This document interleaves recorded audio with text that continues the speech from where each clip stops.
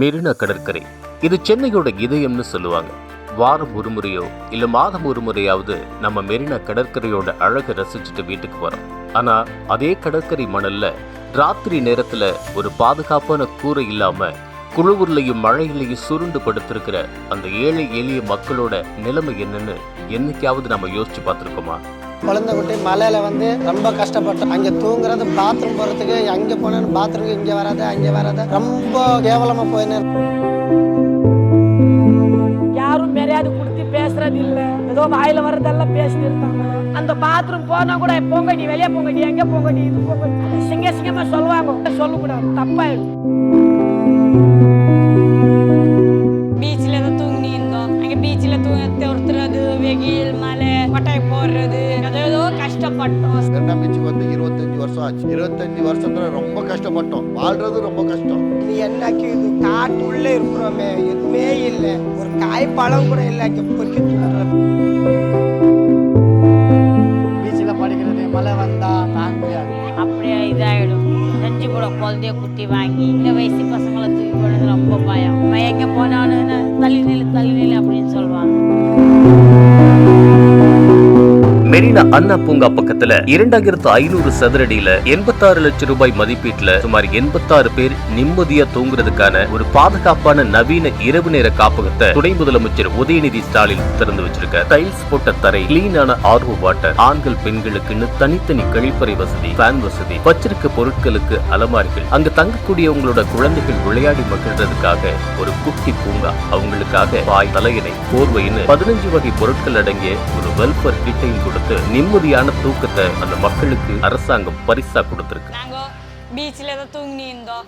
அங்கே பீச்சில் தூங்க ஒருத்துறது, வெயில் மழை கொட்டாய் போடுறது, ஏதோ கஷ்டப்பட்டோம். பாத்ரூம் போறதுக்கும் கஷ்டம், தண்ணி ஊத்துறதுக்கும் கஷ்டம், இன்னும் அங்கே உக்காரத்துக்கும் கஷ்டம், போறதுக்கும் கஷ்டம். யாரும் மரியாதை கொடுத்து பேசுறது இல்லை, ஏதோ வாயில வர்றதெல்லாம் பேசிட்டு இருந்தாங்க. பாத்ரூம் போறது கூட அங்கேருந்து அவ்வளோ தூரம் நடந்துக்கின்னு போகணும். அந்த பாத்ரூம் போனா கூட போங்க நீ வெளியே போங்க, நீ எங்கே போங்க, நீ இது போங்க, அதை சிங்கமா சொல்லுவாங்க. ஒரு குழந்தை பொறுக்கிறது சுலபமா பொறுத்து, வளர்க்குறது ரொம்ப கஷ்டம் சொல்லுவாங்க. ஆனா அங்க இருக்கிறது ரொம்ப கஷ்டம், வாழ்றது ரொம்ப கஷ்டம். சாப்பாடு இல்லை, எங்கள் காசு 300 ரூபாய் 200 ரூபாய் கிடைக்கிறது, மணி பின்னு ஊசி விற்கிறது எங்கள் வியாபாரம். அதில் சாப்பாடு கூட பத்துறது இல்லை எங்களுக்கு சாப்பிட்றதுக்கு. முன்னதான் இருந்தோம், நம்ம கிராமத்தில் ஓலை குடிச்சு போட்டு இருந்தோம். அங்கேருந்து நம்ம துபாய்க்கு லைசன்ஸு கோசம் வந்தோம். இங்கே 50 வருஷமாக இங்கே தான் கீறோம். போகிறோம் வீட்டுக்கு, ஒரு மாதம் 2 மாதம் இருப்போம், இன்னும் மறுபடி இங்கே தான் வந்துடுவோம் வியாபாரம். இங்கேருந்து தொழில் பண்ணி போனால் தான் பிள்ளைங்களுக்கு சாப்பாடு. அது பீச்சில் தூங்கும் போது எங்கே பசங்களுக்கெல்லாம் தூக்கி போயிடுவாங்க. இங்கே வயசு பசங்களை தூக்கி போயிடுறது ரொம்ப பயம். சின்ன பசங்க தூங்க வைக்கிறது பயமாக்கிது. பீச்சில் நம்ம எங்கே போனாலும் தள்ளி நில்லு அப்படின்னு சொல்லுவாங்க. அங்கே தூங்குறது, பாத்ரூம் போகிறதுக்கு, அங்கே போனாலும் பாத்ரூமுக்கு இங்கே வராது அங்கே வராது, ரொம்ப கேவலமாக போயின்னு இருந்த வாழ்க்கையை. இங்கே போனாலே இங்கே என்ன நீங்கள் வந்துட்டீங்க, கூட்டமாக இங்கே படக்கூடாது அங்கே படக்கூடாது. மழை தண்ணி அப்படியே அந்த டென்ட்டு போட்டால் டென்ட்டு காற்றுல பறந்துடும்.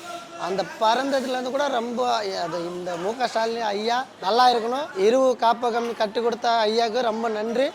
உதயநிதி ஐயா கூட ரொம்ப நன்றி. இது யாருக்கு இந்த இரவு காப்பகம் பயன்படுதுன்னா, இந்த பீச்சில் நிறைய பேர் சின்ன சின்ன வியாபாரம் பண்ணுறாங்க. தங்க படுக்க வசதி இல்லை, இருக்க இடம் இல்லை. அதனால் அவங்களுக்கு அரசாங்கம் இவங்களுக்குலாம் என்ன பண்ணலாம்னு ஐடியா பண்ணி ஒரு மாடல் ப்ராஜெக்ட் மாரி ஒன்று பண்ணுறாங்க. அவங்களுக்கெல்லாம் கூப்பிட்டு மொத்தமாக ஒரு ஹால் மாரி ஒன்று கட்டி அதில் தங்க வச்சு இரவு ஃபுல்லாக அதில் தங்க வைக்கிறாங்க.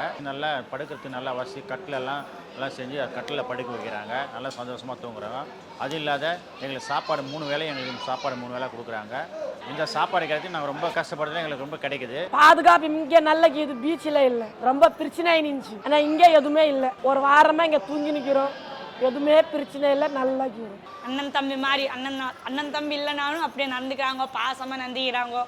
கால் கழுவிட்டு வாங்க, உங்களுக்கு தான் நல்லது. கால் கழுவிட்டு கை கழுவிட்டு உங்கள் பேர் சொல்லிட்டு வாங்க, காணாமல் போயிட்டா நாங்கள் தான் பொறுப்பு அப்படின்னு சொல்லி சீக்கிரமாக வாங்கன்னு சொன்னோம். இந்த வீடு சொக்க தங்க மாட்டம் இருக்குது சார். உங்களுக்கு கோயில் குப்தி கும்பிட்ற மாதிரி சார். உங்களுக்கு சாமியே சரணமையாப்பா, உங்கள் சாமியாட்ட ஸ்தலம் பண்ணி கொண்டு இருப்போம். நாங்கள் நினச்சி கூட பார்க்கல இது மாதிரி கடுப்பு இது மாதிரி கட்டி கொடுப்பாங்க, நாங்கள் இது மாதிரி இடத்துல இருப்போம். நாங்கள் சுமார் இது மாதிரி கட்டினா கூட நான் இருப்பேனோ இல்லையோ எனக்கே சந்தேகமாக்கிது. சில பேரால் பங்களா எப்படி இதுன்னு பார்க்கல. எங்கள் வீடு பார்த்தா ஓலை குடிச்சு. நான் இவ்வளோ திடீர்னு பார்த்தோன்னே எனக்கு ஒரு ஆச்சரியம். ஏன்னா இவ்வளோ என் கனவுல வர்ற மாதிரி ஃபீலிங். நம்மளுக்கு சென்னையில் ஏதோ ஒன்று நடுக்குன்னு ஒரு கனவு வர்ற மாதிரி நம்மளுக்கு ஸ்டாலின் ஐயா இவ்வளோ பெருசு அமூரமாக கொடுத்துட்டாரு. எங்கள் பசங்க எல்லாம் ஸ்கூலில் போகிறாங்க, படிக்கிறாங்க. பெரிய பாப்பா 6வது, சின்ன பாப்பா 5வது. இங்கே தங்குறதுக்கு வசதி எல்லாம் இருக்குது. வியாபாரம் பண்ணிட்டு இங்கே வந்துடும். பின்னு விஷயம் வியாபாரம். காலையில் வெளியே உட்காந்து சாப்பிட்றதுக்கு நல்லக்குது. இடம் பாதுகாப்பு நல்லாக்குது. ஒன்றும் பயம் இல்லை, தைரியமாக்குது. பீச்சில் தான் நமக்கு பயப்படுற அந்த குழந்தை எப்படி தான் படுக்க வைக்கணும். 2 பேரும் குழந்தை பசங்க படுத்துனாங்க, 2 பேரும் முடிச்சுன்னு இருப்போம். யாராவது வரவங்களா யாராவது. ஆனால் இங்கே வந்து படுத்தோன்னா நிம்மதியாக தூங்கலாம். இதுதான் நிஜம் இல்லாமல் வாழ்க்கை. நம்மளுக்கு நரித்துருவர் கொடுத்தது இதுதான். நம்மளுக்கு மு.க. ஸ்டாலின் சாருக்கு நன்றி, உதயநிதி ஸ்டாலின் நன்றி தெரிவித்துக்கின்றேன். பிள்ளைங்க எல்லாம் நல்ல மாதிரி சாப்பிட்றாங்க, நல்ல மாதிரி தூண்டுறாங்க. எவ்வளோ மழை வந்தாலும் ஒன்றும் சொல்ல முடியாது. நான் நல்ல அழகாக தூங்கலாம், அழகாக எடுத்து போகலாம். மு.க. ஸ்டாலினுக்கு, மு.க. ஐயாக்கு கோடி நமஸ்காரம். கலைஞர் ஐயா கூட கோடி நமஸ்காரம். இதே போல் தமிழ்நாடு ஃபுல்லாக எங்கெங்கெல்லாம் இந்த மாதிரி மக்கள் இருக்கிறாங்களோ அந்த மக்களுக்கெல்லாம் நம்ம அரசாங்கத்தில் இதுமாரி சலுகை செஞ்சு கொடுத்தா அந்த மக்களுடைய வாழ்வாதாரம் நல்லா சிறப்பாக இருக்கும். நம்ம சாதாரண மக்களுக்கு அது போல் பண்ணார், கலைஞர் ஐயா பண்ணார். இவங்க பண்ணது வந்து நாடோடிகள் மக்கள், இந்த மக்கள் ரொம்ப கஷ்டப்படுற மக்களுக்கெல்லாம் இது ஒரு இரவு காப்பகமே ஒன்று கட்டி கொடுத்தது. ரொம்ப சந்தோஷமாக இருக்குது. புதிய ஸ்டாலினுக்கு தான் நன்றியாக சொல்லணும். அடுத்தவங்க அங்கோதான் வரணும்னு சொல்லி நாங்கள் சாமியாண்ட வேண்டி நிற்கிறோம். நேத்து வரைக்கும் ராத்திரியான நம்ம கதி என்ன அப்படின்னு வானத்தை பார்த்து பயந்தவங்க இன்னைக்கு ஒரு பாதுகாப்பான கூரைக்கு அடியில நிம்மதியா கண்ணையறாங்க. அவங்க கிட்ட பேசும்போது ஒண்ணு மட்டும் நல்லா புரியுது. இந்த கட்டிடத்தை அவங்க வெறும் கல்லா மண்ணாவோ இல்ல அரசாங்கத்தோட ஒரு திட்டமாவோ மட்டும் பார்க்கல. தங்களுக்கு ஒரு கஷ்டம் வந்தப்போ தங்களை தவிக்க விடாம ஓடி வந்து அரவணைச்சுக்கிட்ட ஒரு தாய்ப்பாசம் கொண்ட அரசாங்கமா தான் தமிழ்நாடு அரசையும் இதுக்கு காரணமான முதலமைச்சர் மற்றும் துணை முதலமைச்சர் அவர்களையும் பார்க்கறாங்க. கடைக்கோடி மனுஷனுக்கும் ஒரு பாதுகாப்பான கூறு அமைச்சு தரையில விழுந்து கிடக்கிற மக்களை தூக்கி விடுறதுதான் ஒரு சிறந்த அரசுக்கு அடையாளம். திராவிட மாடல் ஆட்சியில மெரினா இப்போ மனிதாபிமானத்தோட அடையாளமா மாறி இருக்கு. இது வெறும் காப்பகம் இல்ல, எல்லோருக்கும் எல்லாம் என்பதற்கான அடையாளம்.